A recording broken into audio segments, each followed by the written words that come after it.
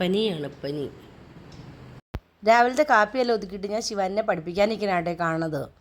ശിവാനിയുടെ ഒപ്പം നമ്മളിരുന്നാൽ മാത്രമായിട്ടേ ശിവാനി പഠിക്കത്തുള്ളൂ. അല്ലാതെ വർക്ക് ഇട്ട് കൊടുത്തിട്ട് നമ്മൾ എന്തെങ്കിലും ജോലിക്ക് പോയി കഴിഞ്ഞാൽ ശിവാനി പഠിക്കത്തൊന്നുമില്ല.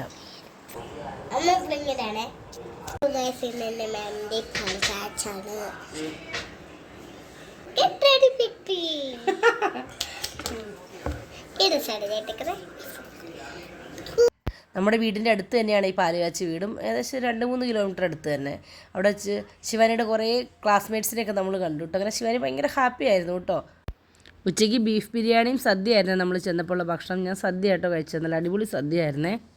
പാല് കാച്ചിയ വീടിൻ്റെ തൊട്ടടുത്താട്ടോ ഞങ്ങളുടെ ഇളയ ചേച്ചിയുടെ വീട്. അപ്പോൾ അവിടെ പോയി കുറച്ച് നേരം ഇരുന്ന് കുഞ്ചിയോട് വർത്താനമൊക്കെ പറഞ്ഞ് കുറച്ച് നേരം അവിടെ ഇരുന്നു കേട്ടോ. കരാട്ടെ ക്ലാസ്സിൻ്റെ സമയമായി. അവിടെ കുറച്ച് നേരം ഇരുന്നപ്പോഴത്തേക്കും ബിരിയാണി നിന്ന് മത്ത് പിടിച്ചിരിക്കുക. പക്ഷെ പോവാതിരിക്കാൻ പറ്റത്തില്ല. ഞാൻ പറഞ്ഞില്ലേ മെയ് മാസത്തിൽ ബ്ലാക്ക് ബെൽറ്റിൻ്റെ ടെസ്റ്റ് നടക്കുക. അപ്പോൾ അതിനു മുമ്പ് മാക്സിമം ക്ലാസ് അറ്റൻഡ് ചെയ്യണം. ക്ലാസ് കഴിഞ്ഞപ്പോൾ നല്ലതുപോലെ ഇരുട്ടി തുടങ്ങി. അതുകൊണ്ട് എനിക്കാണ് ഭയങ്കര തലവേദന. ഒരു കട്ടൻ ചായ കുടിക്കാനായിട്ട് ഒരു കടയിൽ നിർത്തിയതാണ്. ഞാനൊരു പരിപ്പട എടുത്തു, മീനാക്ഷി ഉണ്ണിയപ്പം എടുത്തു. ഞാനിപ്പോൾ മീനാക്ഷിയുടെ അടുത്ത് പറഞ്ഞുകൊണ്ടിരിക്കുന്നത് ബ്ലാക്ക് ബെൽറ്റ് വരെ ഞാനിങ്ങനെ ഡെയിലി കൊണ്ടുവന്നാക്കി വിളിച്ചുകൊണ്ട് വരും. ബ്ലാക്ക് ബെൽറ്റ് കിട്ടിക്കഴിഞ്ഞ് കഴിഞ്ഞാൽ പോക്കും വരവും ഒക്കെ തന്നെ ആക്കിക്കോളണം. അധികം ദൂരമില്ല നമ്മുടെ സെൻറ്ററിലേക്ക്. അതൊക്കെ അത്യാവശ്യ കാര്യങ്ങളാണല്ലോ തന്നെ പോയി പഠിക്കുക എന്നുള്ളത്.